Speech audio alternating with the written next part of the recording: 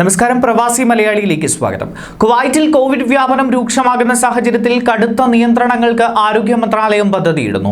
പ്രതിദിനം പുതിയ കോവിഡ് രോഗികൾ 1500-ന് മുകളിലാണ് ഇപ്പോൾ റിപ്പോർട്ട് ചെയ്യുന്നത്. രാജ്യത്ത് കോവിഡ് വ്യാപനം രൂക്ഷമാകുന്ന സാഹചര്യത്തിൽ കൂടുതൽ നിയന്ത്രണങ്ങൾ ഏർപ്പെടുത്താൻ ആരോഗ്യ മന്ത്രാലയം കോവിഡ് അത്യാഹിത സമിതിക്ക് മുമ്പാകെ പുതിയ നിർദ്ദേശങ്ങൾ സമർപ്പിക്കും. കോവിഡ് പ്രതിരോധ നടപടികളുടെ ഭാഗമായി രാജ്യത്ത് ഭാഗിക കർഫ്യൂ നടപ്പിലാക്കിയെങ്കിലും രോഗപ്രതിരോധത്തിന് കാര്യമായ ഫലമുണ്ടായിട്ടില്ല എന്നാണ് കണക്കാക്കുന്നത്.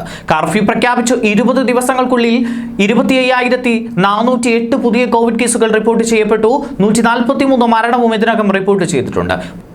പുതിയതായി കോവിഡ് രോഗികളും മരണനിരക്കും ഉയരുന്ന സാഹചര്യത്തിൽ പൊതുജനങ്ങൾ ആരോഗ്യ മന്ത്രാലയത്തിന്റെ നിർദ്ദേശങ്ങൾ നിർബന്ധമായും പാലിക്കണമെന്ന് ആരോഗ്യമന്ത്രി ഡോക്ടർ ബാസിൽ അൽ സബാഹ് ആവശ്യപ്പെട്ടു. നേരത്തെ മറ്റൊരു നിർണായക തീരുമാനം കുവൈറ്റ് എടുത്തിരുന്നു. ഹൈസ്കൂൾ വിദ്യാഭ്യാസ യോഗ്യതയില്ലാത്ത 60 കഴിഞ്ഞ വിദേശികളുടെ താമസരേഖ പുതുക്കി നൽകില്ല എന്ന്.